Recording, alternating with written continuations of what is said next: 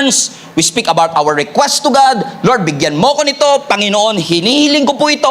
Kaya yung Panginoon naging penge noon. Hingi tayong nanghingi sa ating Panginoon. And every time we pray to the Lord, we talk a lot. Pero most of the time, maraming Christians ang nahihirapan. Nagsasalita tayo kapag nananalangin. Pero ang tanong, ang Diyos ba ay sumasagot sa aking mga panalangin? Ang sarap kaya ng pakiramdam that every Christian were able to sense the direction that God wants for them to take. Yung maramdaman mo at malaman mo, Lord, saan mo ba ako pinapapunta? Anong kurso ba ang dapat kong kunin? Sino ba ang dapat kong pakasalan? Ano po ba ang next level ng aking buhay? Ano pong negosyo ang aking itatayo? Saan po akong branch uli maglalagay ng bagong negosyo? To be able to sense the direction where He wants you to go is a significant, let's just say, skill na pwede nating makuha bilang isang Kristiyano. Hallelujah. Yung able tayo to pray and obey the voice of the Lord, yung masunod natin ang instruction ng Panginoon. Lalo po tayo dito sa GIA community, tinuruan po tayo sa principle ng hearing and obeying. Na tayo ay nakikinig and then sumusunod. Na hindi ka lang basta rinig ng rinig pero hindi sumusunod, at sunod ng sunod ng hindi nakikinig. And to be able to hear the instructions of the Lord and to be able to obey the instructions of the Lord is one of the most important thing that every Christian should do. Yung ibig sabihin, yung ability natin na ma-discern at ma-distinguish ang boses ng ating Panginoon regardless of what voices are we hearing from the outside. Sabi ni David sa Psalms chapter 23, the Lord is my shepherd. Everybody say shepherd. Kapag si Lord ang iyong shepherd, you shall not lack. And I find this statement as a statement of humility on the side of David, kasi si David po ay isang shepherd. Pero even though he was a shepherd, ang sabi niya, si Lord pa rin ang aking great shepherd. At alam ni David ang pakiramdam ng maging shepherd ka.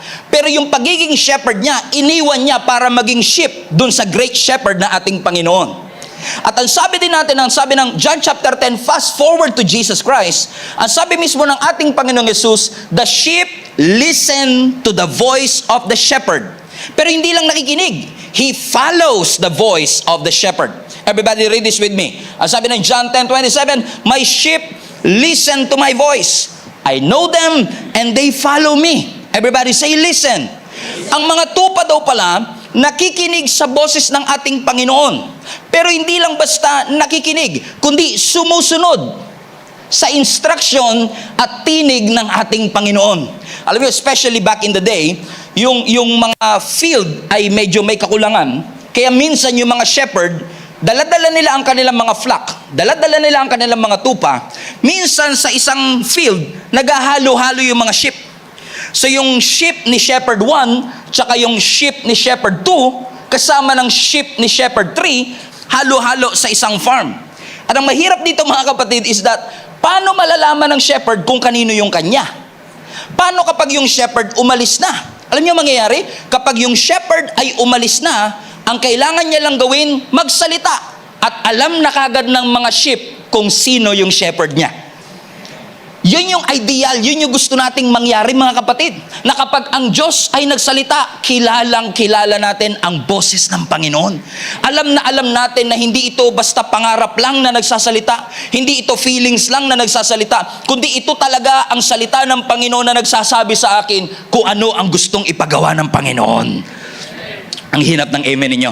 Ito po ang context natin mga kapatid dito sa text na binabasa natin. Nagsimula yung text na binasa natin kung saan ang ating Panginoong Yesus ay nagtanong sa mga disipulo. Ang sabi ni Jesus, ano sinasabi ng mga tao patungkol sa akin? Ang sabi ng mga disciples, Jesus, sabi ng iba, ikaw daw si John the Baptist. Ang sabi ng iba, ikaw daw si Jeremiah.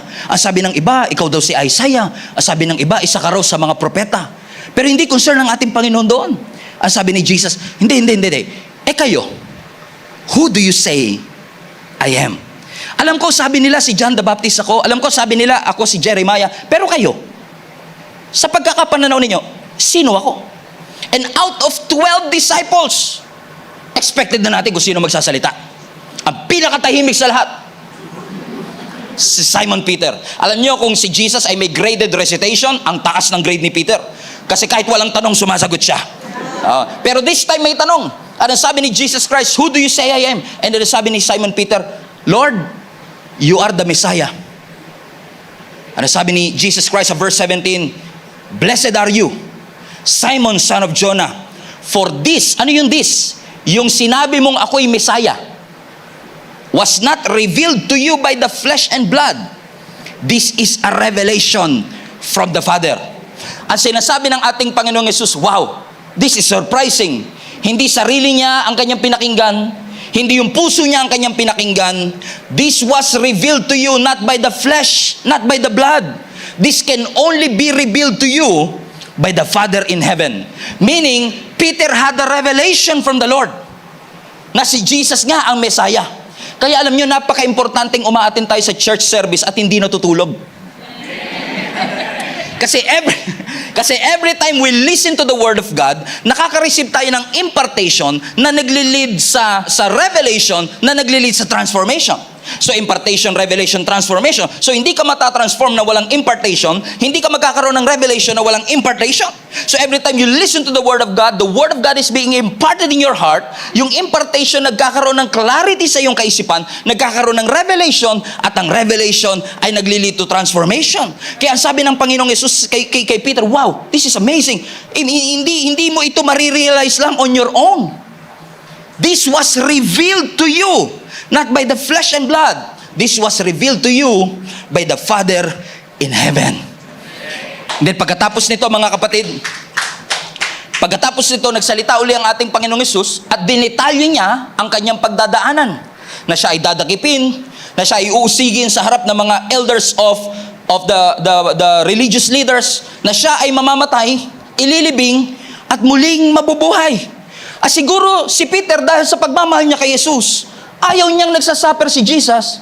Kaya sabi niya, Jesus, lika saglit ha. Binukod ni Peter si Jesus. Si Peter lang may kayang gumawa nito. Binukod niya si Jesus Christ. Ang sabi ng scripture, he took him aside. And Peter rebuked Jesus. Sabi niya, never, Lord. This is not going to happen to you. Now fast forward.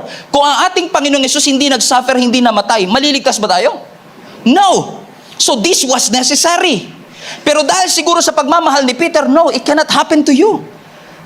Naalala nyo minsan, pagka yung mga kaibigan nyo, mga magulang nyo, nagdadrama sa atin, anak, magpapakabait kayo, ha? Hindi na ako magtatagal sa mundong ito. Balang araw, ako din ay mamamatay na. Pero wag kayong mag-alala. Kayo ay magpakatatag, magmahalang kayo. Wag niyong pag-awayan yung mana, wala akong mapapamana sa inyo. Di ba? Ano sasabihin ng mga anak? Nay, wag ka nga magsalita ng ganyan. Nire-rebuke natin. Kasi ayaw natin pag-usapan yung kamatayan. Siguro ganito rin yung naramdaman ni Peter. We don't want to talk about death. Lord, we need you with us. Kaya sabi ni Peter kay Jesus, no, it cannot happen to you, Lord. But all of a sudden, ang sabi ng verse 23, Jesus said to him, get behind me, Satan. Go back to verse 17, please. Ang sabi ng verse 17, blessed are you, amen, Simon, son of Jonah, for this. Tignan nyo ha, sa verse 17, ang sabi kay Peter, blessed. 6 verses later, ang tawag sa kanya, Satan. How did that happen? Tinawag siyang blessed sa verse 17, then all of a sudden sa verse 23, tinawag siyang, get behind me, Satan. What happened there? You know what happened? Sa verse 17, hindi siya nag-rely sa flesh. Sa verse 23, nag-rely siya sa kanyang feelings. That's exactly how easy it is for us na madaya ng kaaway. Na sa una, dahil naka-receive ka ng revelation sa Panginoon, grabe, tuloy-tuloy na to, may momentum na to. Siguro nga, yabang pa ni Peter, no? Siguro nung sinabi ng Lord, blessed are you, son of Jonah, upon this rock, you will build my church, and the gates of heaven will not prevail against me. Sabi siguro ni Peter, narinig niyo yun? Upon this rock, I will be, grabe si Lord, a special favor. Sinabi ni Jesus yung kanyang paghihirap, yung kanyang suffering.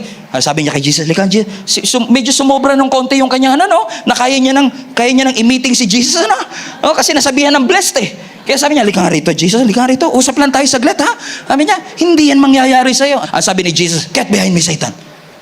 So from verse 17, you are blessed. From verse 23, you are Satan. On verse 17, the Father revealed to him a revelation. But on verse 23, he relied on his flesh. So the big question right now, how would I know if what I'm going to do is from God or just my own decision. Paano ko malalaman kung feelings lang ito o ito talaga ang salita ng ating Panginoon? Because life is filled with choices and life is filled with voices. Hindi lang po choices, kundi yung voices na kailangan nating maging mapili kung anong boses ang ating papakinggan. Because your future will be affected by the voice that you are listening to. Kung kanino ka nakikinig, yun ay makakaapekto sa takbo ng iyong kinabukasan. Let me put it this way. Wrong voice will lead to wrong choice. Kapag maling boses ang ating napakinggan, tayo ay magkakaroon ng maling pagpili.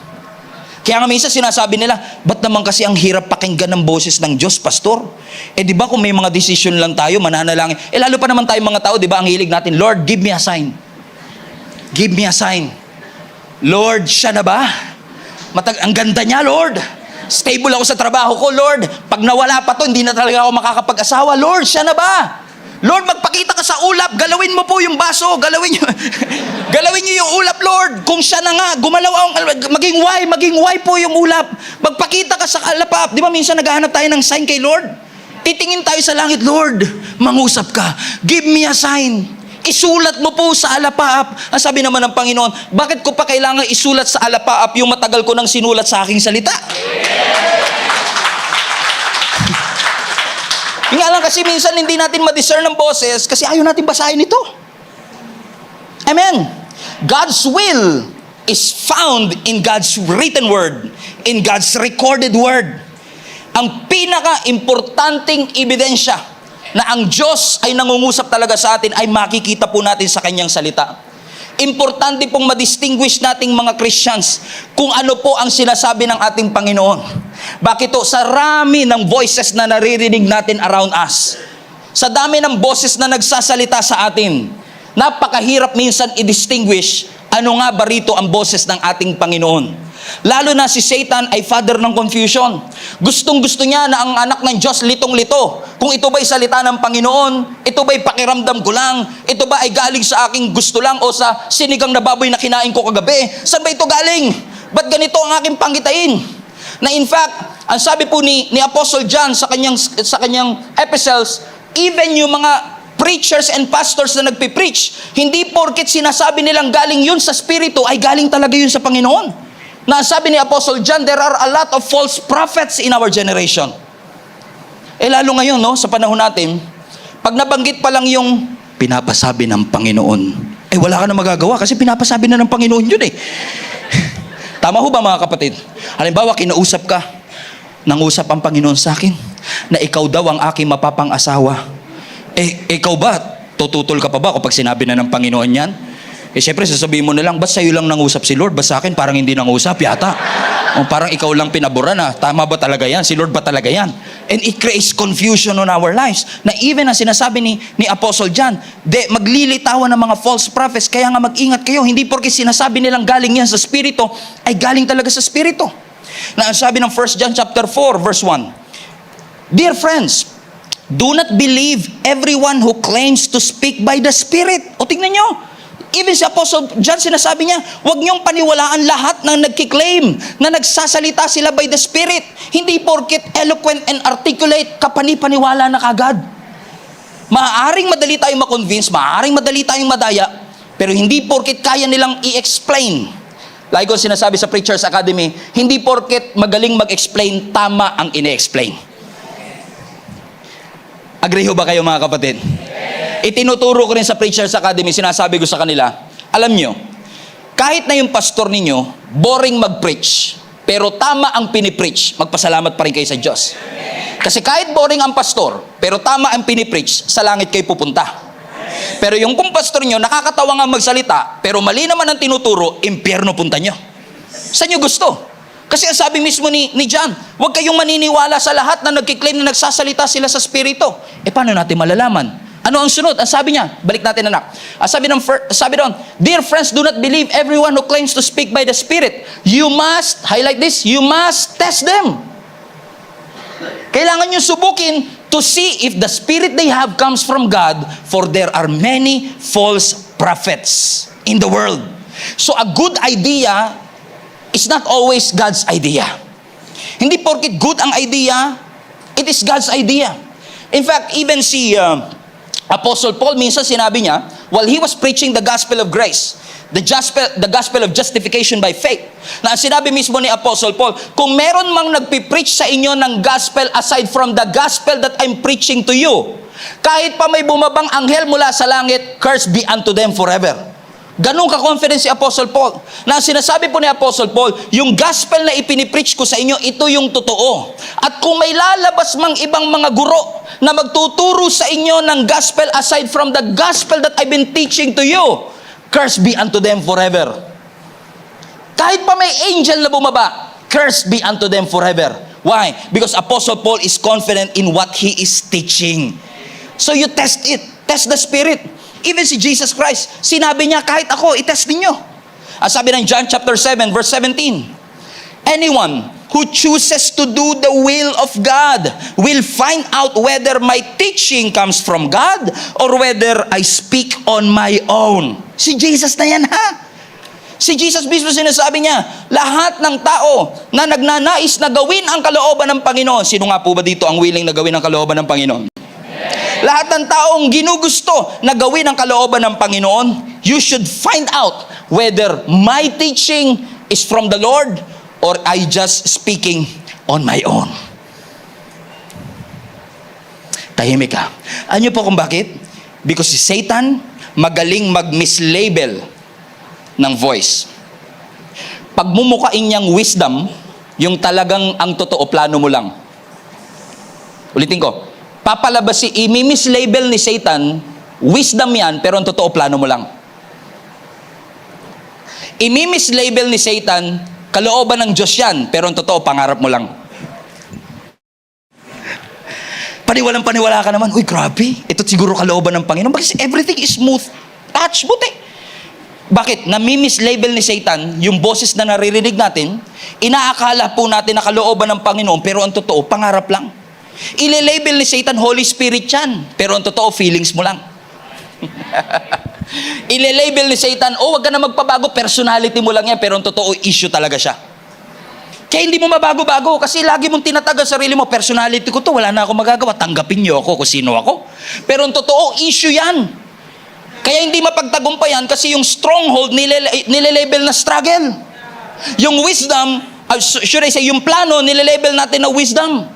Minsan sasabihin na, Pastor, sinabi ng Panginoon sa akin. God, ito na naman tayo sa sinabi ng Panginoon. Pag sinabi ng Panginoon, mahirap na talaga kontrahin to eh. Sinabi ng Panginoon na magpakayaman daw ako ng sobra-sobra. Magpatayo pa ako ng maraming negosyo. Masama ba ito? Masama bang magtayo ng negosyo? Masama ba na mag-impok tayo ng salapi? Hindi.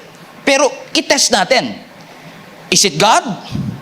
Or is it greed? Ingat kayo sa greed. Hanggang grade 12 yan ngayon. Nagsisimula yan sa grade 1, and then grade 2, grade 5, grade 6, hanggang grade 12. So test it. Amen? Sinabi ng Panginoon na magsimula raw ako ng bagong ministry. Sinabi ng Panginoon na magsimula raw ako ng bagong simbahan. Is it God? Or you just want a platform? Is it really about compassion or compensation? Si Lord ba talaga ang nagsasalita o narcissism lang? We have to test the spirit. Because there are a lot of voices that is now competing for our attention. Voices of fear, voices of guilt, voices of shame, voices of hurt and pain. It's now competing for your attention. Pansinin mo ko, masakit to. Ito yung pain, ito yung shame. Kaya minsan pag nasa church ka, nagpupuri ka sa Panginoon, nagtataas ka ng kamay, and you are asking, Lord, speak to me. And imbis na si Lord ang marinig mo, ang narinig mo, pataas-taas ka pa ng kamay. Makasalanan ka naman. Hindi ka karapat-dapat. Pansinin mo ko. They are now competing for your attention. The question is this: whose voice are you going to listen?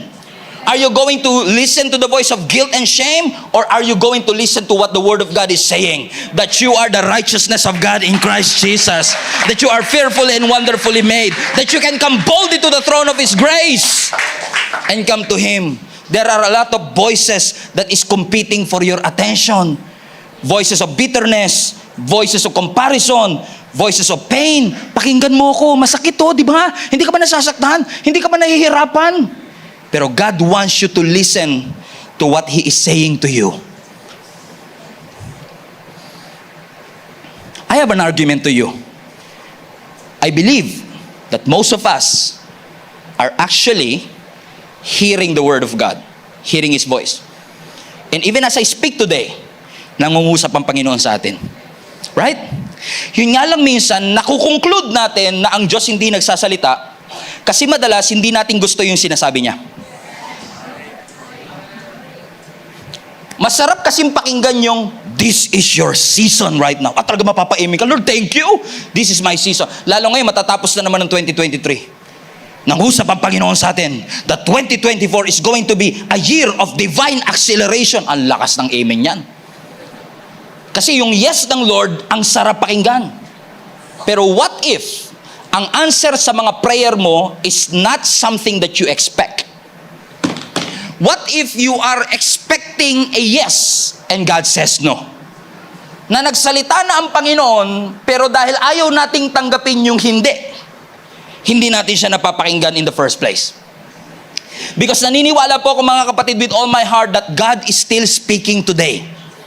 But the question is this, are you listening? And the secret of hearing God's word, the secret of hearing God's voice is intimacy. The more intimate you are with the Lord, the more it's easy for you to hear His voice. Mahirap po talaga marinig ang boses kapag hindi natin to binabasa. Hindi naman kailangang audible ang boses ng Lord na bigla siyang bubulong sa'yo, anak, Lord, ko ba yan? Hindi naman kailangan ganun. But God's talk to us in so many ways. Pero ang pinaka-fundamental way of God speaking is through the Word of God. Komprende mga kapatid? Amen? Halimbawa, si Jenny po, we've been married for 11 years. Ang pinakamagandang babae. Not just in the known universe, but the entire universe. Kahit pa may mga aliens sa ibang planeta, siya po ang pinakamaganda sa lahat. Amen? So si Jenny, we've been married for 11 years. At dahil married kami for 11 years, alam ko ang gusto niya, ayaw niya, favorite niya, hindi niya favorite. Kaya nga minsan, kahit hindi niya sinasabi, alam ko na kagad na ayaw niya.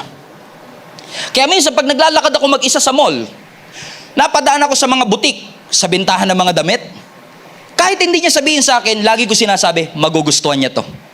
Ay, hindi yan ang type ni Jenny. Ay, hindi yan yung mga gusto niya. Nagigas yung sinasabi ko mga kapatid. Hindi niya sinasabi sa akin yung gusto niya, pero dahil kilala ko siya, alam ko na kagad kung gusto niya o hindi. Bakit? There is a level of relationship that we had na hindi katulad ng relationship namin ni Patrick. Pag naglakad ako sa mall, hindi ko alam kung anong gusto niya. Pero dahil kilala ko si Jenny, alam ko ang kanyang gusto at hindi. Kahit hindi niya sabihin, because of intimacy, I know exactly what He wants. And most of the time, we are struggling to know what God wants is because we are not spending quality time with the Lord. And spending a quality time with the Lord is fundamental for building a healthy relationship. Lahat ng pagtatayo ng healthy relationship, kailangan you spend quality time. And when you spend quality time with the Lord, I'm assure you mga kapatid, you're going to hear the voice of God clearer and clearer. Katulad ng mga baby, di ba? Nakakatuwa yung mga baby. Yung mga baby, batang-bata pa, hindi pa nakakakita.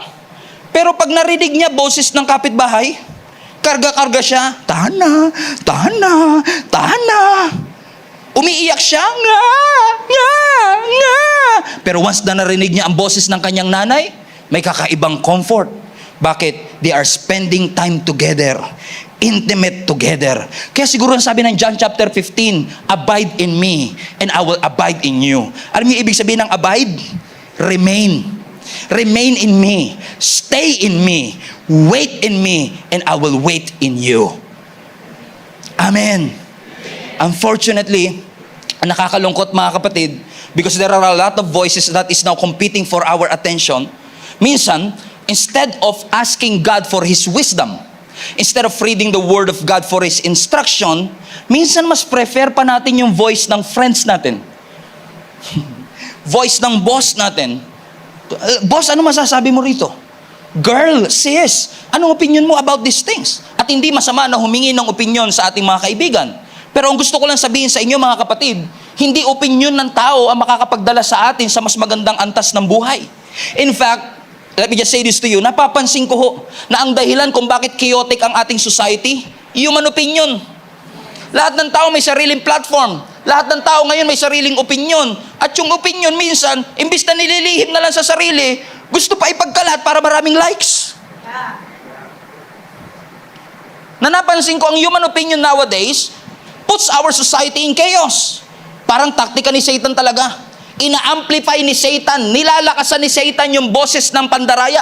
Nilalakasan ni Satan yung boses ng confusion para makloud at mapagtakpan yung boses ng Panginoon.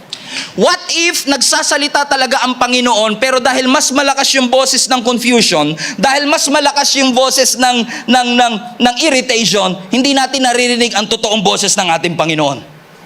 Napansin niyo ba mga kapatid na si Satan, ina-amplify niya yung lifestyle of sin? At kapag in-amplify niya yung lifestyle of sin, ito na yung ginagawa ng mga idolo natin, ito ang ginagawa ng sikat, lalakasan niya yan, i-amplify niya yan, dadami ang mga likes, dadami ang mga share, para yung mali, kahit mali, dahil popular, akala nila yun na yung tama. Pero hindi porket popular, biblical. So ang ginagawa lang ni Satan, ina-amplify niya yung mali para makloud natin yung tama. Kaya nga minsan, mas may confidence pa tayo sa balita sa media kesa sa mabuting balita. Bakit? Hininaan ni Satan yung boses ng Panginoon, nilalakasan ni Satan yung boses ng kaaway, ng confusion, ng bitterness, ng pain, ng hurt. O bakit ka pa magsisimba, hindi ka naman karapat-dapat? Bakit mo siya papatawarin? Sinaktan ka niya, gantihan mo. Eh sabi ng Lord, love your enemy. Ang hina nun. Ang hina nun. Ay, napansin niyo mga Christians ngayon, selective sa pagbabasa no? Pag nagbabasa, ang ganda, Matthew 1, Matthew 2, Matthew 3, ganda, grabe Lord, Matthew 7, love your enemy. Ay, malito, papunitin na natin to. Sino? But again, the foundational way of God speaking is through His written and recorded word. Let me repeat, God's will is found in God's word. Dito po natin matatagpuan ano ang kalooban ng ating Panginoon. Hindi niya na kailangang isulat sa hollow blocks. Hindi niya na kailangang isulat sa cheese bread. Kasi minsan talaga, may mga, lalo tayong mga Pilipino, dalis natin maniwala eh. Halimbawa, habang nagugas ka ng pinggan, nakatitig ka dun sa hollow blocks, mukha ni Lord to ah. Ito yung mata, ito yung bibig, ito yung... Ay, si Lord nangungusap sa akin, nagpaparamdam, nakalimot na ako sa Kanya. Tayo ng mga Pilipino, saan? Ay, oo nga, magugulat ka, tourist spot na yan. Mababalita na sa TV Patrol, imahe ni Kristo nagpakita sa hollow blocks. Kasi, amen? Tingin nyo, pag ang Diyos magsasalita, talagang sa hollow blocks niya papadaan? Sa cheese bread lang talaga, God can do more than that. He's too powerful to show Himself just in cheese bread and hollow blocks. In fact, let me just say this to you. Pag ang Diyos nangusap, kukuhanin niya talaga attention mo, hindi pwedeng hindi mo siya mapansin. Hindi pwedeng hindi mo mapansin ang Diyos pag kinuha ng Diyos ang iyong attention. Amen? Tingnan mo ang scripture. Pag nagpapakita ang anghel, ano nangyayari? Lahat ng mga tao, kahit biblical hero, pag nagpakita yung anghel, natatakot sila. Sa movie nyo lang makikita na kapag ang angel nagpakita, cute na cute. Ang cute, angel. Pero sa scripture, dahil ang angel, warrior angel yan. Hindi yan katulad ng mga cherubim na nakikita natin tuwing Valentine's Day. Hindi sila nakadiaper. Kaya nga tingnan mo, nung yung angel, nung nagpakita kay Mary, di ba natakot sila? Lahat sila napapadapa sa sobrang takot. Because if God will show Himself to us, hindi mo siya pwedeng hindi mapansin. Mapapansin mo talaga kapag ang Diyos nagsalita. Nagsasalita siya sa Kanyang salita. Sa Word of God, sa Bible. Nagsasalita ang Diyos sa pamamagitan ng mga leaders natin. Nagsasalita ang Panginoon sa pamamagitan ng link-up groups natin, sa pamamagitan ng Sunday worship experience natin. Kapag nanonood ka ng YouTube habang nagugas ka ng pinggan, posibleng nangungusap ang ating Panginoon. Pero what if I tell you, na kahit sa mga problema mo sa buhay, pwedeng mangusap ang Diyos? Na even in confusion, even in interruption, even in disturbances, even in shakings of your life, pwedeng mangusap ang ating Panginoon. Bakit ko po nasabi? Kasi may mga bagyo na minsan orchestrated ng Panginoon to get your attention. May mga pagsubok na dumadaan sa ating buhay that God Himself orchestrated to get our attention. Do you remember Jonah? Di ba si Jonah? Inutusan ng Lord na pumunta ng Tarshish. Ng Nineveh rather. Pero instead na pumunta ng Nineveh, pumunta siya ng Tarshish. Na kung alam nyo ang distance ng Nineveh sa Tarshish, ang Tarshish ay 5 times na mas malayo sa Nineveh. Kaya nga po yung mga paper Bible, may mga mapa po yan sa likod. Kaya pag may nabanggit na lugar, maganda tinitignan nyo rin, saan ba yun? At makikita nyo, yung Nineveh, 5 times na mas malayo doon sa Tarshish. Pero itong si Jonah, makasuway lang kay Lord, makatakbo lang kay Lord, willing mamasahe ng 5 times na mas mahal. Willing magbiyahe ng 5 times na mas matagal para matakbuhan ng Diyos. As if namang matatakbuhan niya si Lord. Sabi mo sa katabi mo, hindi mo matatakbuhan si Lord. Amen? Ano nangyari? Tumuloy siya. Sumakay siya ng barko. At sabi ng scripture, God sends a storm. Remember that? God orchestrated a storm. Niyanig ng Panginoon yung bangka. Yung mga captain, yung mga crew ng barko, nagpapanig sila. Bakit ba sa atin nangyayari to? Lulubog na yung ating barko. The boat is sinking. Group yourself. The boat is sinking right now. At sabi ng kapitan, lahat kayo, lahat ng pasahero, tumawag kayo sa inyong mga Diyos. Ay na, sigurista talaga siya eh. Sinigurado niya, kahit sino Diyos mo, tawagan mo, baka tumama. Amen? Pero nasa si Jonah at that time? Sabi ng Bible, si Jonah natutulog sa ilalim ng barko. Kapag kasi sumusuway ka, lagi ka na sa ilalim. Natutulog sa ilalim ng barko, ginising siya ng kapitan. Sabi niya, anong ginagawa mo dyan? Tumawag ka sa iyong Diyos. Sabi ng scripture, yung kapitan, nagpatawag siya ng palabunutan para malaman kung sino ang dahilan kung bakit ito nangyayari sa kanila. So nagkaroon ng raffle draw, palabunutan, lahat ng pangalan nandoon, siguro naman hindi puro Jonah yung pangalan na nandoon, pero pagbunot ng kapitan, charan! Jonah. And right there and then, umamin si Jonah na siya'y sumuway sa Panginoon, and Jonah believed na itong storm na ito ay epekto ng kanyang pagsuway. So sabi ni Jonah, itapon nyo na lang ako sa dagat. So kahit ayaw ng kapitan, wala siya nagawa. So itatapon nila ngayon si Jonah. 1, 2, 3, and Jonah said, Psh! Sabi ng scripture, pagbagsak ni Jonah doon sa tubig, the storm immediately stopped. At sabi ng kapitan, wala sa Bible to, pero kung itutuloy niyo yung istorya, ang sabi ng kapitan, confirm! Siya nga talaga! Siya nga talaga. Bakit? Kinuha ng Lord yung attention ni Jonah. Kinain siya ng malaking dilis. Naalala niyo yun, di ba? Kinain siya ng malaking isda. I mean, he stayed there for 3 days and 3 nights. A picture of Jesus Christ staying on the grave for 3 days and 3 nights. And after 3 days and 3 nights, he rose again from the dead. Niluwa si Jonah. Amen? Bakit? Kinuha ng Lord yung attention ni Jonah sa pamamagitan ng circumstances and shaking. Listen to me. Hindi porke kasi smooth ang pangyayari sa iyong trabaho ay nasa tama tayo. Hindi porke smooth yung takbo ng inyong pagmamahalan, kilig na kilig kayo sa isa't isa, ay tama po yung relasyon na ito. In fact, hindi indikasyon na nagfo-flow at smooth sailing for now ang ating buhay, indikasyon to na nasa loob tayo ng will ni Lord. Ang hirap pakinggan ng mga ganitong message, no?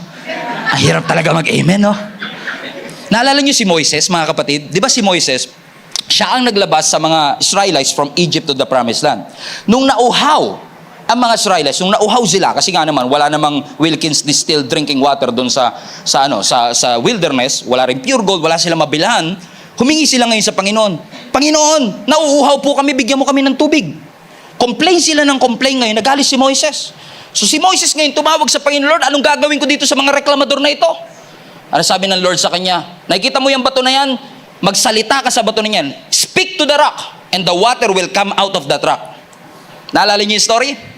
So anong sabi ng scripture? Sa galit ni Moises, imbis na magsalita, hinampas niya, hindi yung Israelites, yung bato.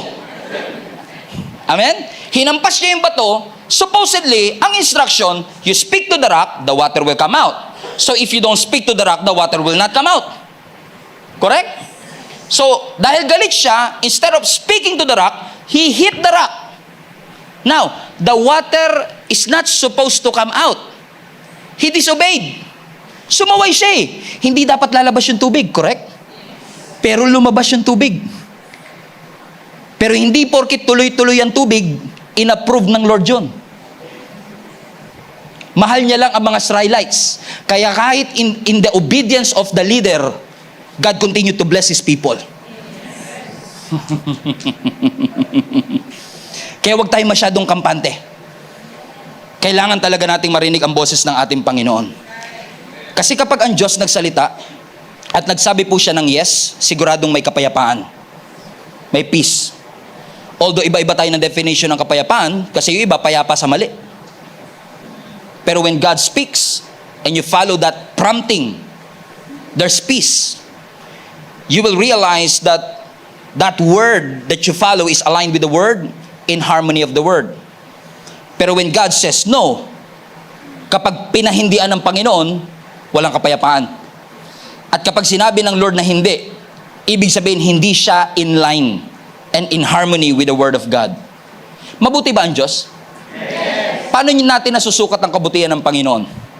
Di ba? Pag ang Diyos tumugon sa panalangin, uy, ang buti mo, Lord. Yung nanalangin ka, Lord, i-promote mo ko. Na-promote ka, Lord, ang buti mo. Yung pinayagan ng Lord tayo, dun sa ating nire-request na panalangin, kitang-kita mo ang kabutihan ng Panginoon. Ang tanong ko sa iyo, kapatid, kitang-kita mo pa rin ba ang kabutihan ng Panginoon pag di siya pumayag? Kasi pag pumayag siya, talagang ang buti niya. Ang praise and worship mo, ang taas talaga ng kamay mo, Lord, thank you, na-promote ako. Lord, thank you, ang dami kong pera sa bank account. Pero pag hindi pumayag ang Panginoon, nakikita pa rin po ba natin ang kanyang pag-ibig? Kapag sinabi ng Panginoon, that's not your door. That's not your opportunity. That is not your season. Hindi mo marinig. Lord, ano ba yan? Sino ba yun? Ang hirap pakinggan. Kapag sinasabi ng, yung yes, madaling pakinggan. Pero yung no, kahit na sumisigaw na, hindi natin marinig. Sinasabi na ng Panginoon, that's not your door. Sinabi na ng leader mo, that's not your door. Pero minsan, nagbibingi-bingian tayo. Oh, sino yun? Baka demonyo to. Sabi ni Pastor Stephen, test the spirit. Amen? Sinasabi ng Lord, that's not your season. Hindi yan ang lalaki para sa iyo. Hirap pakinggan nun. Lalo pagka 30 plus ka na. No? Hindi siya ang para sa iyo. You are not anointed for that. Bakit? Hindi po lahat ng pintuan bukas para sa atin. Hindi lahat ng tao nakangiti para sa atin. Hindi lahat ng situation ay para sa atin.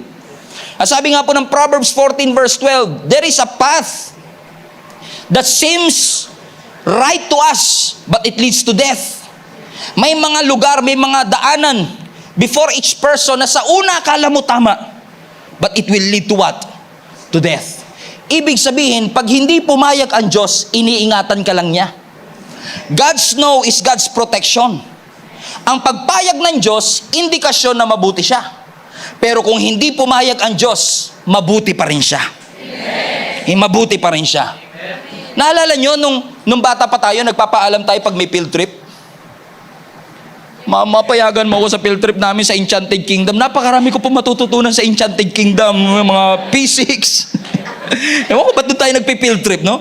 Dami ko po matututunan sa Enchanted Kingdom. Meron pa yung mga waiver yan, di ba? Pipirmahan mo. Talagang pinagdadasal mo. Talagang, hindi mo pa pinapasa yung waiver, nagugas ka na ng pinggan ngayon. Sabi ng nanay mo, may sakit yata yung anak ko, ah. O kasi may hinihingi ka, no? Talagang gusto mong mapa-oo yung nanay mo. Nay, payagan niyo ako sa field trip. Bigyan mo ako ng pocket money. At pag pinayagan tayo ng nanay natin, men, talagang mahal na mahal mo nanay mo. Ma, I love you. Ikaw ang best mom in the world. Pinayagan mo ako sa field trip. Pero mabuti pa rin kaya ang nanay mo pag di ka niya pinayagan? Pag hindi ka pinayagan, ito naman, field trip lang sa Enchanted Kingdom, pinagtatabot niyo ba? Anong klase kayo magulang? Question mo na pagiging magulang niya. Question, baka naman sa totoo lang, hindi nyo talaga ako anak, makaampun talaga ako. Bakit? Nawawala yung pagmamahal kapag hindi tayo pinapayagan. Ganon din ba tayo sa Panginoon? Na pag di siya pumayag, pag di siya nag-agree, nabibingi tayo, hirap makadiscern, pero kapag yes, ang daling mag-yes.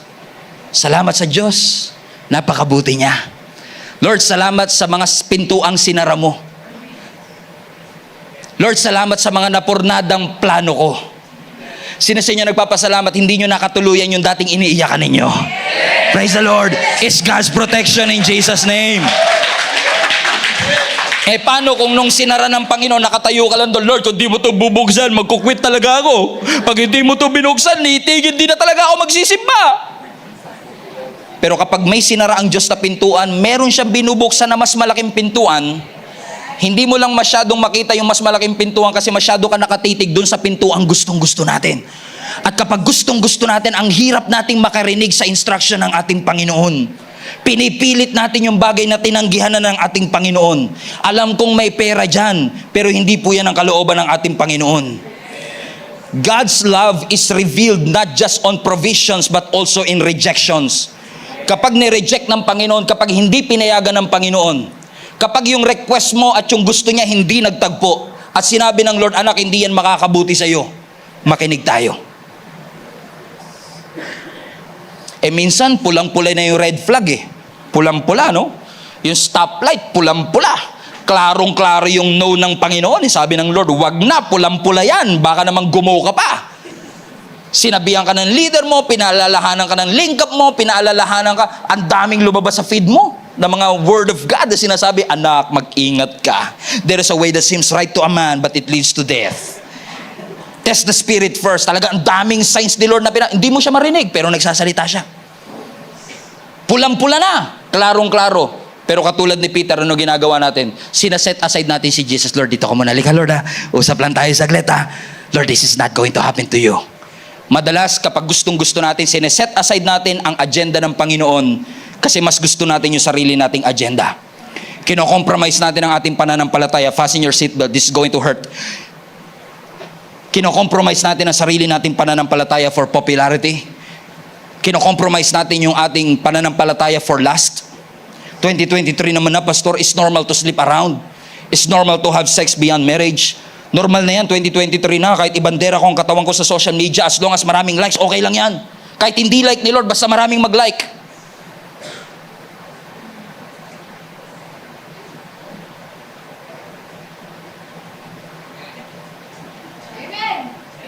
Pin drop talaga. Sobrang tahimik talaga. Naka-seatbelt naman kayo, di ba? At pag ang Diyos nagpadala ng tao magpapaalala sa iyo, anak, parang mali yata ito. Anak, masyado ka na yatang exposed. Sasabihin mo pa, basher ka. Haters ka. Ine-echo lang nila yung instruction na ng Panginoon dito. Pero minsan ang labas pa nila, haters sila. Kasi ni-reject Gustong-gusto natin. Ibig sabihin, ang decisions natin is driven by how many people will like me instead of will it be in line with what the Word of God is saying? Gumising tayo, mga kapatid. Tinawag natin yung rejection. Pero ang totoo lang, ang sabi ng Lord, hindi yan para sa'yo.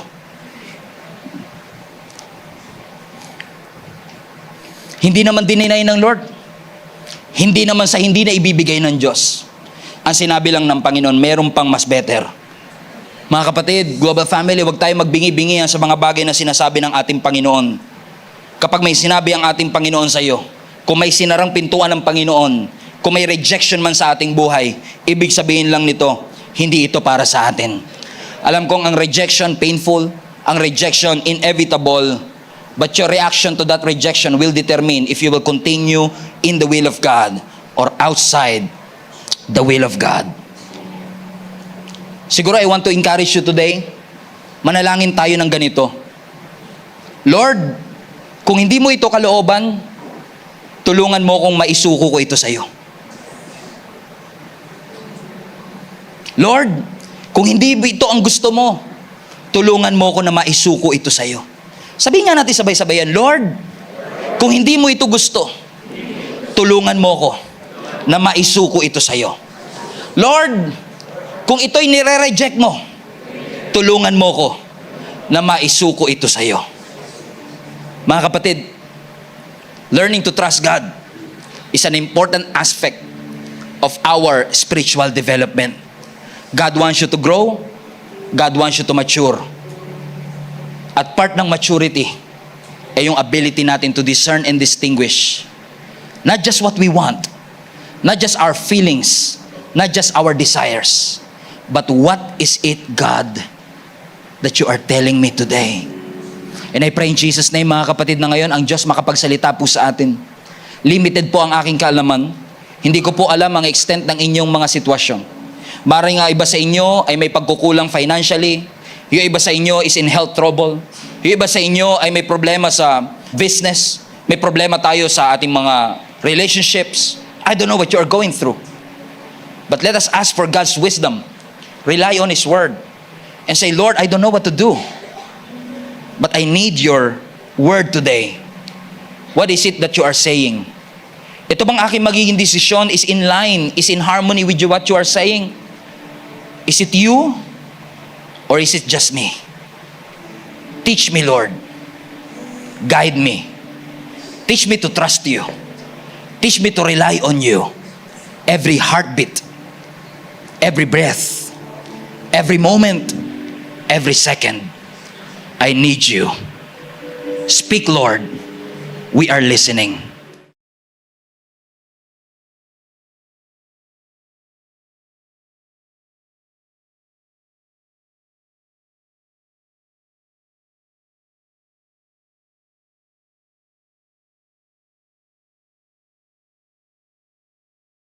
Hindi masamang magalit, pero yung galit na mishandled, mismanaged, and misused ay pwedeng mag-cause ng problema sa ating buhay. That's why by definition, ang bitterness ay yun yung pinahabang galit. Galit na hindi na iproseso, sakit na hindi nakahanap ng kapatawaran. Ibig sabihin, you refuse to forgive. And because you refuse to forgive, yung galit naging bitterness. Yung galit napunta sa resentment at nauwi sa bitterness. Kumbaga parang yung bitterness nagkaroon ng malalim na ugat, nagsimula sa tampo, yung tampo naging galit, at yung galit ano nangyari? Naging bitterness. Kaya nga po maraming tao ang nilumpo ng tampo. Because dahil dun sa tampo at galit na kanilang naranasan, amen, dahil naranasan nila yung puot sa kanilang puso, mas pinili nilang mag-dwell sa bitterness instead na makahanap ng forgiveness. When you refuse to forgive, yung galit lumalago. When you refuse to forgive, yung pain o sakit ay lalong lumalago. Once again, bitterness is a result of not forgiving someone. When you refuse to forgive, kapag tayo po ay umiwas na magpatawad dun sa mga taong nakasakit sa atin, mga taong nanloko, nanlamang at nanamantala sa atin, ito pong galit na ito ay pwedeng mauwi sa bitterness. Kaya nga po ang isang taong bitter, ang kanyang objective, hindi mawawala yung galit sa puso ko hanggat hindi ako nakakahanap ng ganti o hindi ako nakakahanap ng revenge. Hanggat hindi ko na ipagtatanggol at na ipaghihiganti, an eye for an eye, a tooth for a tooth. Niloko niya ako, lolokohin ko rin siya. Pinagsamantalahan niya ako, gagawin ko rin yun sa kanya. Pero ano ang sabi ng Bible sa Ecclesiastes chapter 7, verse 9, o verse 8 to 9? Ang sabi po ng Bible, patience is better than pride. Everybody say, patience is better than pride. Do not be eager in your heart to be angry.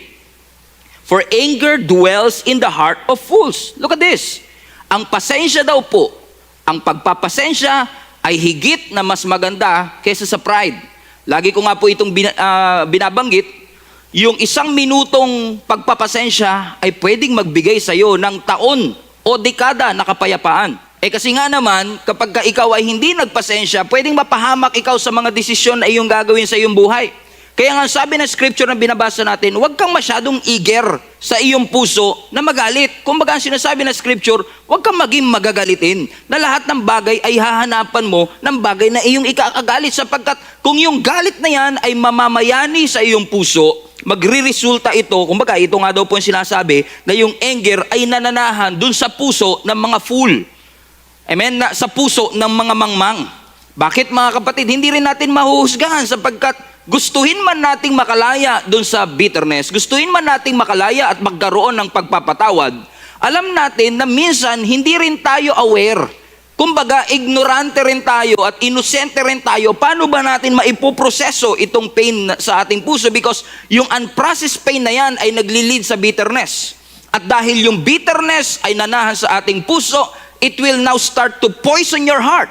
it chokes your joy, it chokes your peace, it destroys relationship, nagiging cancer ito sa ating kaluluwa, at ito ay nagiging emotional suicide. Lumulumpo sa ating pagtawag, hindi tayo maka-move forward, hindi natin malakaran ang plano ng ating Panginoong Yesus. Yun nga lang nakakalungkot mga kapatid, that most of us, we want to feel the freedom, we want to experience the freedom, but unfortunately, many of us doesn't know how to process that pain that we are feeling right now. Hindi naman kasi tayo naka-attend ng isang seminar kung anong gagawin natin kapag may mga taong naka-break ng ating puso. Pag na-heartbroken ka, marami sa atin hindi naman nakapag-training kung paano natin i-handle yung mga heartbreaks ng ating buhay. Kung kaya't minsan gumagawa tayo ng isang desisyon na i-address itong issue of bitterness, na minsan imbis na ma-address yung bitterness, na di-destroy natin ang ating buhay, nagke-create patuloy ng self-destruction. Kumbaga parang sa bahay, ang problema mo lang yung mga peste at mga ipis, ang solution mo, sinunog mo yung buong bahay mo. It doesn't work that way. Amen. There is always a solution, and I believe biblical solution ng Panginoon, that instead of dealing with bitterness, minsan ang ginagawa natin, we burn bridges, we destroy relationship. Na minsan ang sinasabi lang naman ng Panginoon sa atin is to get rid of it. Ano sabi ni Apostle Paul sa Ephesians chapter 4 verse 31? Sabi niya, Ephesians 4:31, get rid of all bitterness, all rage and anger, brawling and slander, along with every form of malice. Be kind and compassionate to one another, forgiving each other, just as in Christ Jesus, God forgave you. Balikan mo yung verse 31. Ano sabi ng verse 31 uli? Yung first two words, sabay-sabay nating banggitin, get rid. Everybody shout, get rid. Pag sinabing get rid, evict it. Palayasin mo. Because ang sinasabi ni Apostle Paul, kapag yung bitterness, yung rage, yung anger, yung brawling, yung slander, lahat ng form of malice, pinanatili mo sa iyong puso, it will destroy your life, it will defile your heart.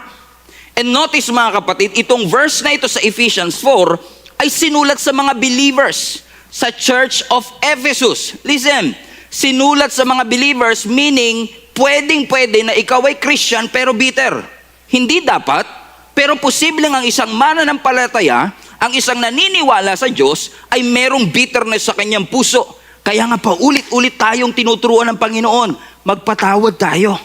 Forgive. Di ba po last Sunday, kung maaalala ninyo, ang sabi ni Apostle Paul din sa atin, amen, make allowance for each other's fault. Kaya nga po, forgive. Forgive. Ibig sabihin, bago pa man mangyari ang isang offense, meron ka ng preconceived decision na kung ano man ang magawa ng taong ito, naghahanda na akong patawarin siya. I am ready to let it go. I already anticipate the offense kasi alam ko na ang taong ito ay hindi perpekto. That people is going to do something that will offend me. May mga gagawin ang isang tao na makakasakit ng aking nararamdaman. Kaya napakahalagang matutunan natin ang magpatawad. Everybody say, sabi mo sa katabi mo, kailangan mong matutunang magpatawad. Everyone needs to learn how to forgive. Kasi ang forgiveness, yan lang po ang makakapagpahinto dun sa feeling of resentment. Yung forgiveness lang ang makakapagpahinto dun sa feeling natin na gusto nating makapaghiganti. At ito ang pinakamasakit mga kapatid. If you don't forgive, it affects your relationship with the Lord. Let me repeat. If you refuse to forgive, it will affect your relationship with the Lord. Pastor, how can I forgive without forgetting? Kasi sa totoo lang, Pastor, gusto ko magpatawad pero hindi ko makalimutan yung nararamdaman, yung ginawa niya sa akin. Kahit 10 taon na yung nakakalipas, hindi pa rin mawaglit sa isip ko, parang kahapon pa rin yung lahat ng bagay na ginawa niya sa aking buhay. Pero I personally don't believe in that principle that we invent called forgive and forget. Kasi sa totoo lang, pag may ginawang isang tao sa iyo, lalo kung yan ay life-altering scenario, hindi mo yan makakalimutan. Lalo kung may mga physical manifestation yan, may mga physical effect yan sa iyong buhay, hindi mo makakalimutan kasi every time na makikita mo, halimbawa nga lang yung mga scars natin, di ba?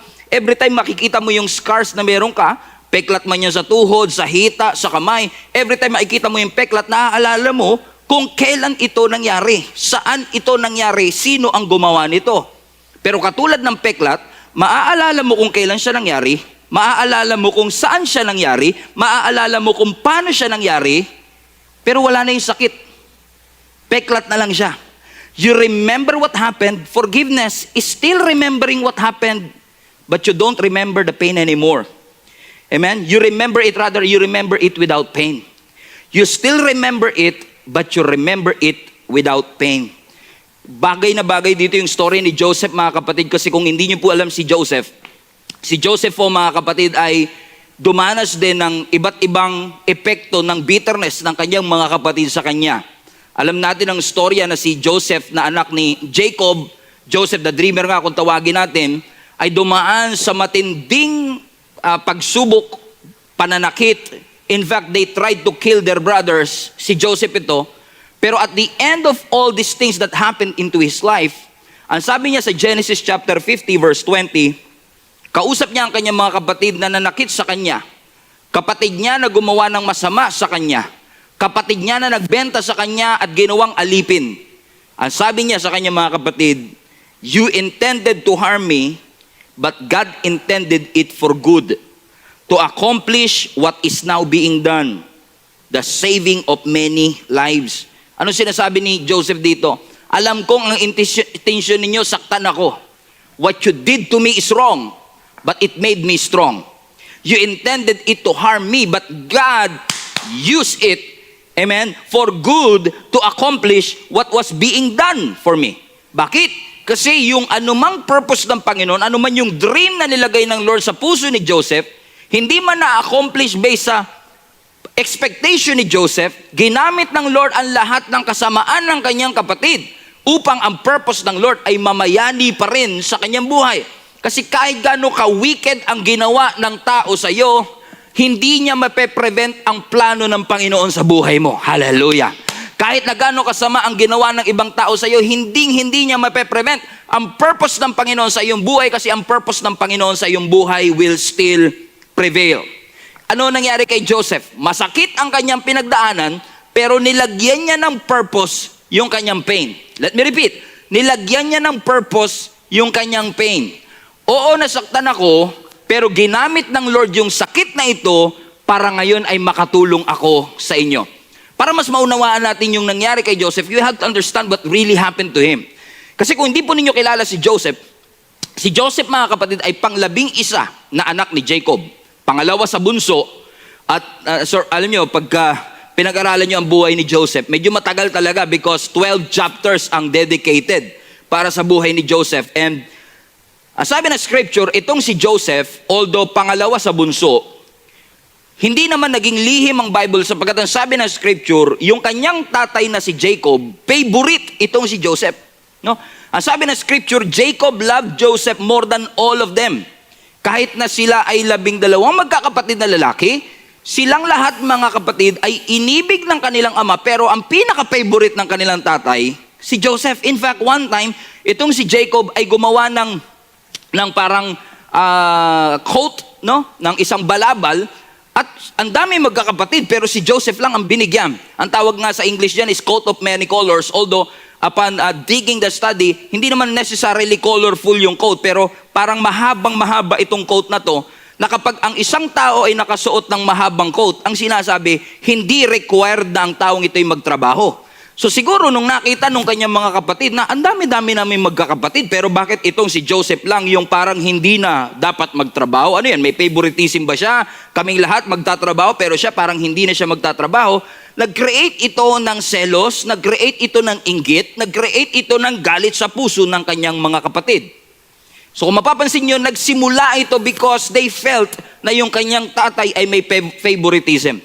Now, if you understand, kung uugatin mo pa yung kontekstong ito, kung kilala po ninyo at lalo kung alam niyo yung mga Bibles ninyo, alam niyo na yung mga magulang ng anak ni Jacob, si Leah at si Rachel, may competition na, nagko-compete sila kung sino yung pinakamabilis na magpuproduce ng anak. So, yung rivalry ng mga nanay ay parang naisalin at nagkaroon din ng rivalry yung kanilang mga anak. They are trying to find validation sa kanilang tatay, sino talaga sa amin ang pinakamahal.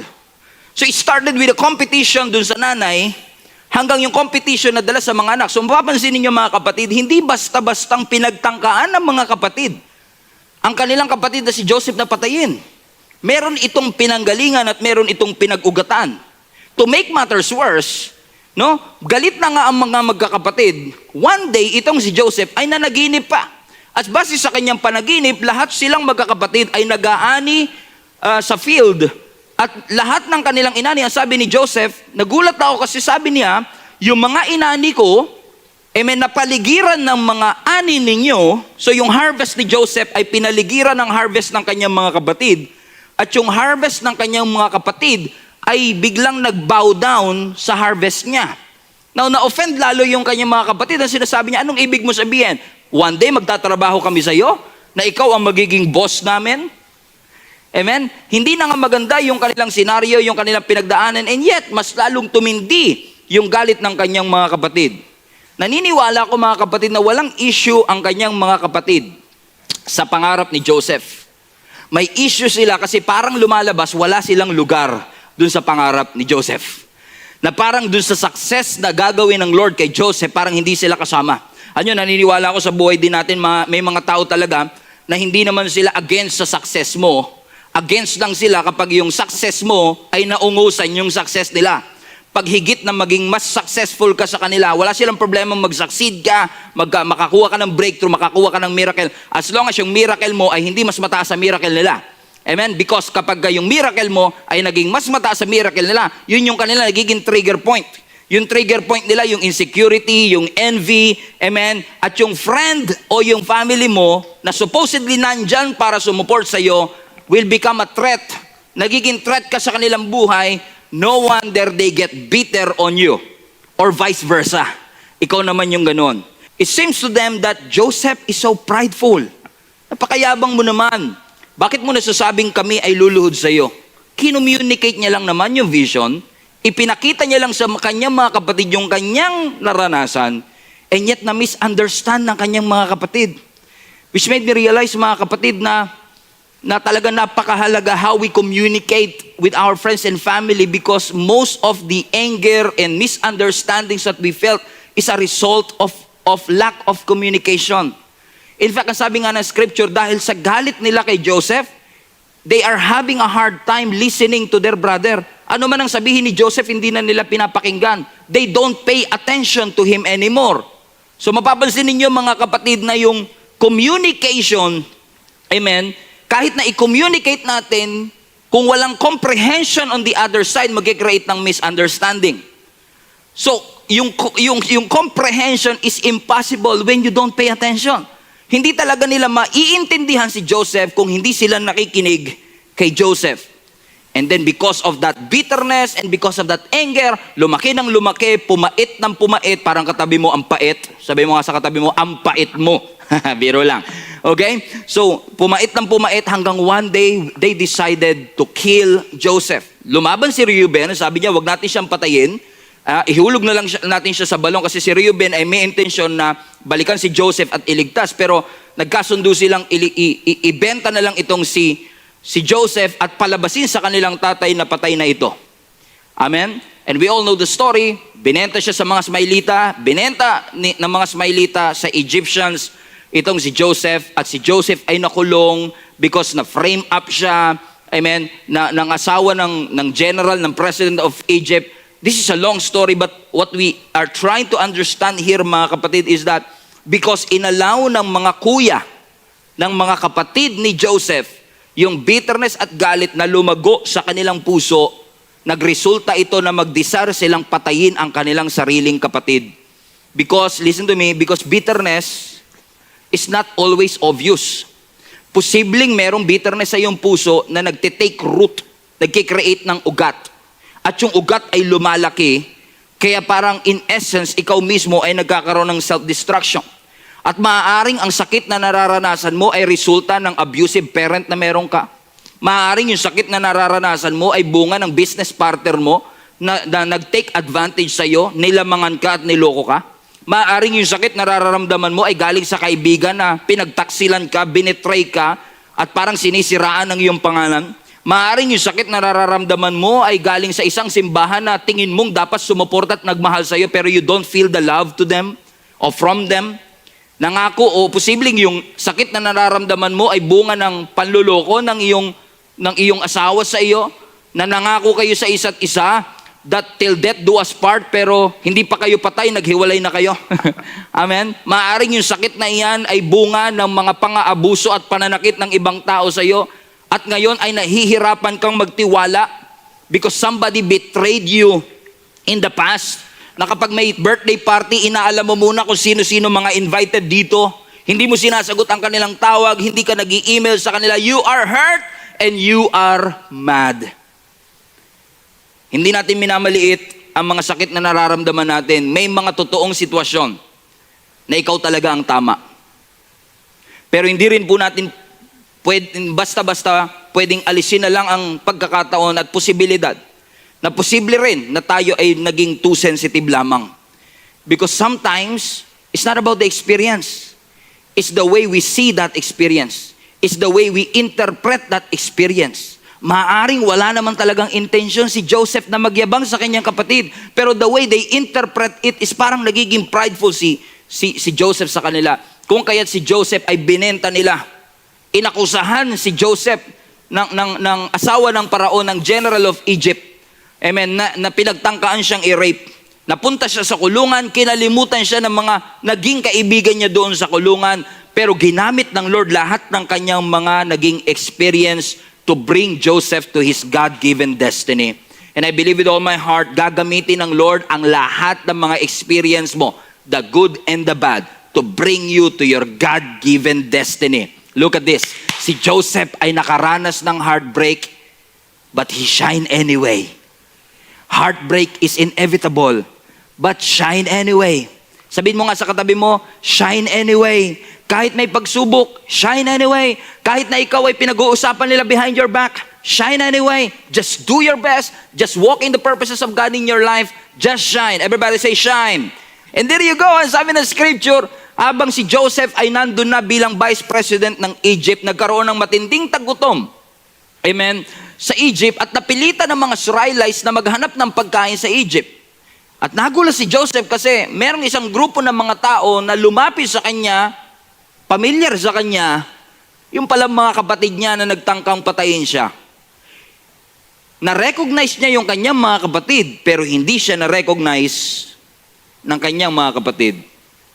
Which I believe with all my heart is simply because I believe, naniniwala ako that it's possible that Joseph already find that forgiveness in his heart. He did not allow these things that happened into his life to embitter his heart.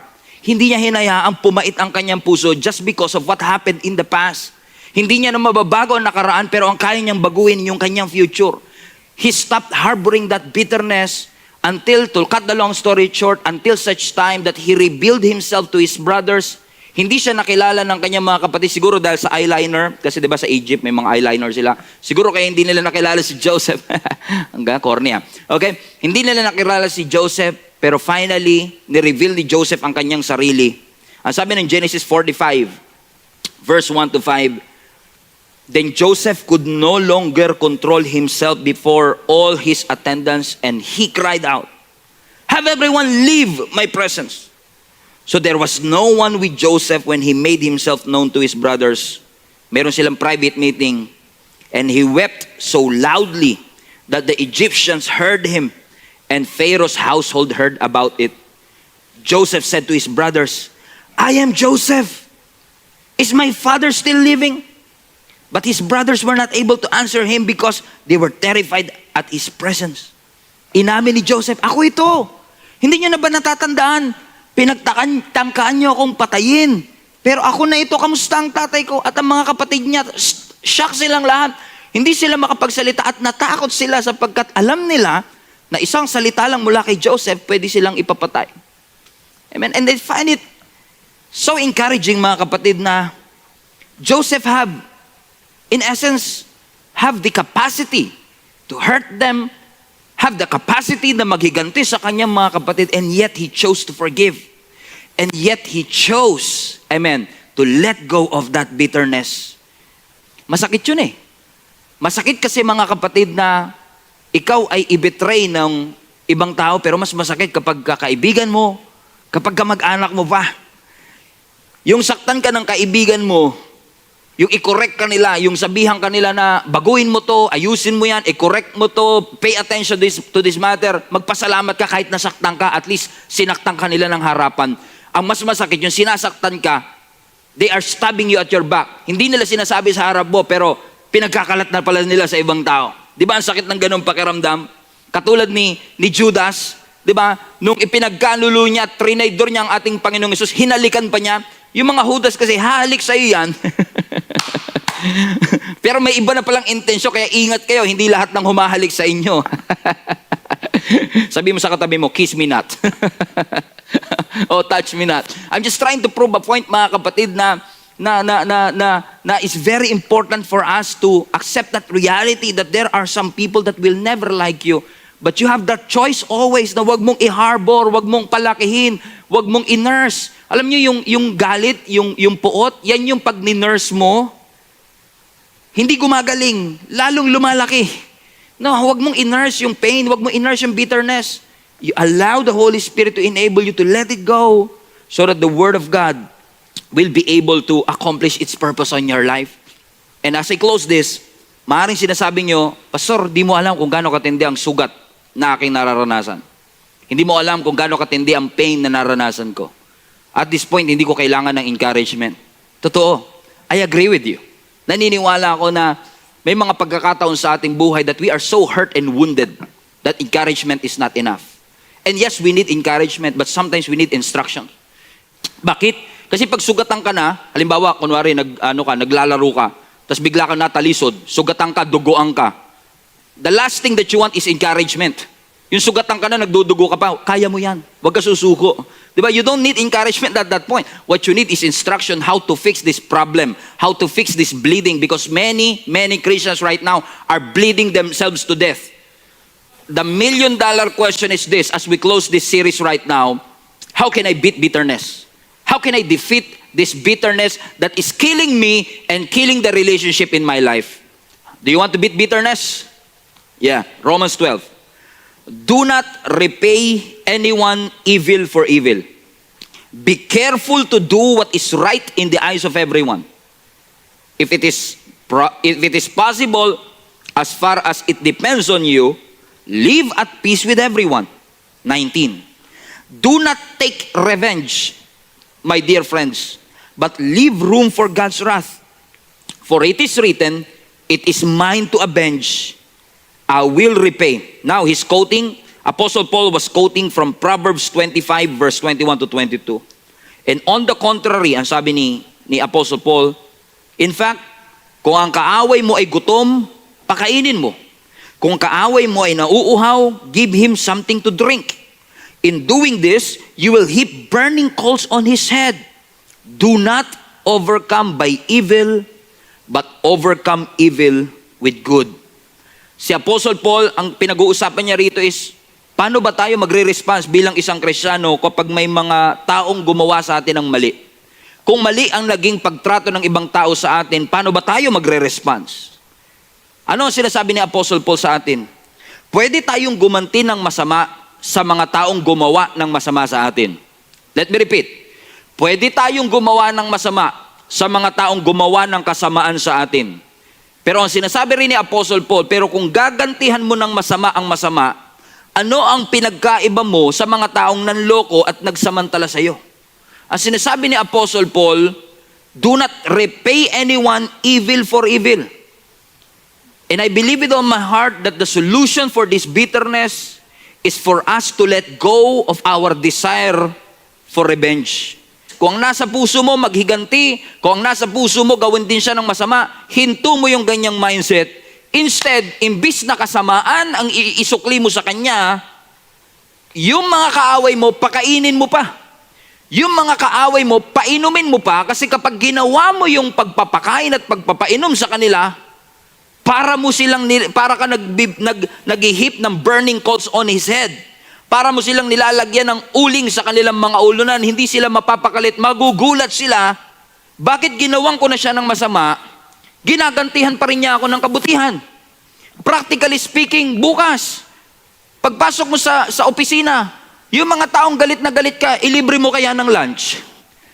No, wag mo lang basta ipag-pray kasi sabi rin naman ng scripture, ipag-pray mo, pero wag mo ipag-pray na malunod, matalisod, o kaya mahulog sa bangin, o kaya malunod sa dagat ng Negros. Hindi yun eh. No? O dalin mo sa Darwin, o kaya dalin mo dun sa Cadiz, ilunurin mo dun sa dagat doon. Hindi yun eh. Ang sinasabi ni Apostle Paul, ginawang kanila ng masama, pero wag mo silang gantihan. Kung gagantihan mo sila, gantihan mo sila ng kabutihan, because, ang sabi ng scripture, your generosity, yung pagpapakain at pagpapainom mo sa kanila will surprise them. Magugulat sila ngayon. Paano nangyari ang mga taong itong ginawan ko ng masama ay nagpakita pa rin ng kabutihan sa akin? Alam niyo, alam ko na yung sinasabi ko ngayon ay napakahirap because naranasan ko ito. No, sa aming buhay ni Jenny at sa buhay ko bilang pagpapastor, maraming tao ang nakapanakit ng aking damdamin. Maraming tao nagsabi ng iba't ibang mga bagay sa akin. Nagparatang, nag-accuse ng husga. No, sa mga bagay na posibleng hindi nila alam sa akin. A lot of people are talking behind my back. A lot of groups of people are talking behind my back. At least that's what I know. Pero you know what? I have made that decision early on in the ministry na sinabi ko na kagad sa sarili ko, kung gagantihan ko sila ng mga bagay na ginawa nila sa akin, ano pa ang pinagkaiba ko sa kanila?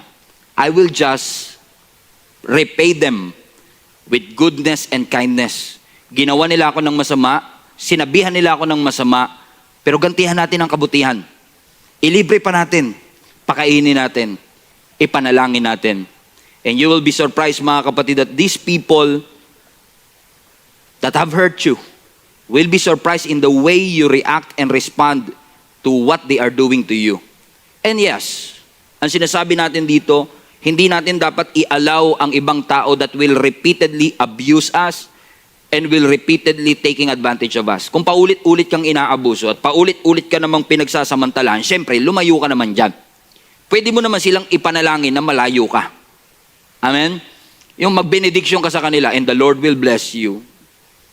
Amen? And keep you. Make His face shine on you. Be gracious to you. Turn His face towards you and give you peace. And may the blessing of God Almighty, the Father, the Son, and the Holy Spirit be among you and remain with you always. In Jesus' name we pray. Amen. Tapos kunin mo yung cellphone mo, punta ka sa Facebook, block mo sila sa Facebook. Amen? At least I pag-pray. Amen? Because you have to distance yourself sometimes. No?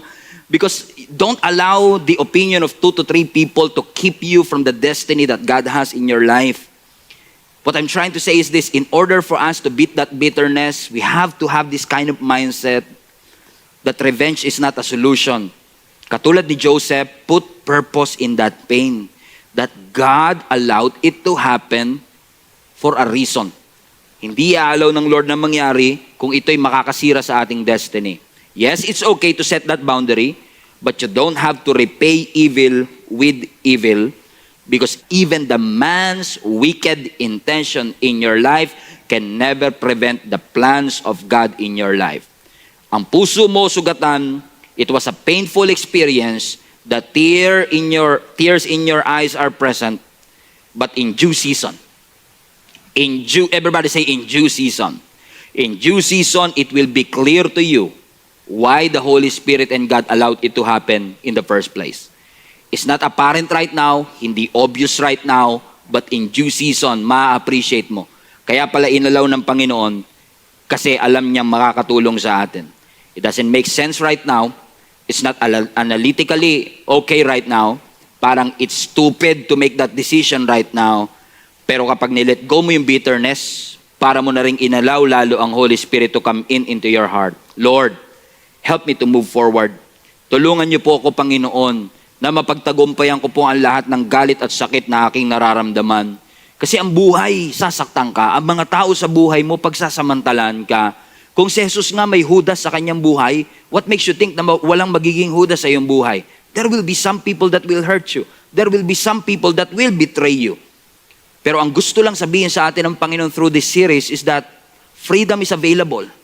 At ang susi ng freedom, forgiveness. Kailangan mo magpatawad para ikaw mismo, kapatid, ay lumaya. When you keep on being bitter, bitterness will always focus on the past. But forgiveness will give importance to the future. Give importance to reconciliation. Will give importance to moving forward and letting it go. Maaring after this service, maaring sinasabihan ka ng Panginoon na Tawagan mo na. I-chat mo na. Mag-schedule ka na ng lunch or dinner to settle that argument and to settle that misunderstanding. Maybe it's time for you to go back home and reconcile with your family. Maybe it's time for you to go back to that church and find forgiveness dun sa mga taong nakasakit sa iyo at mga taong nasaktan mo. Katulad ng mga kapatid ni Joseph, yung kanilang bitterness ay nag-lead para patayin nila ang kanilang kapatid. Pero si Joseph, sa kanyang forgiveness, nag-lead ito ng restoration and reconciliation. And that's our prayer for you today. That the relationship in our lives will encounter reconciliation or at least restoration. Na yung mga taong nakapanakit sa iyo, makahanap ng puwang na ikaw ay makapagpatawad sa kanila upang ang purpose ng Panginoon sa iyong buhay ay mangyari at maganap. Iyuko natin ang ating mga ulo. Let us bow our heads and let us pray. Father, we thank you for this great opportunity that you have given to us. Maraming salamat, for we know, God, that your word has been an encouragement to all of us to live our lives, Lord God, worthy of the calling to which we have been called. Forgiveness is hard, but we thank you for always reminding us that forgiveness is possible. Mahirap para sa amin, pero alam naming magiging posible. Kasi sa tulong ng banal na Espiritu, makikita namin, Panginoon, na merong kang plano sa aming buhay. Sa mga kapatid ko, Lord God, na nag-struggle with forgiveness, they are having a hard time, Panginoon, na makahanap ng pagpapatawad sa kanilang puso. Lord, ipaunawa niyo po sa kanila, Panginoon, na ang forgiveness will help them make it through this season. That this unforgiveness and resentment or bitterness is choking their peace, it's choking their joy, and it's time to let go. Enable us, Lord God, to let go. Enable us to forgive. Enable us, Lord God, na tanggalin ang lahat ng forms of bitterness in our heart so that your name will be glorified through our lives. All glory belongs to you, God. In Jesus' name we pray. Everybody shout, Amen. Amen.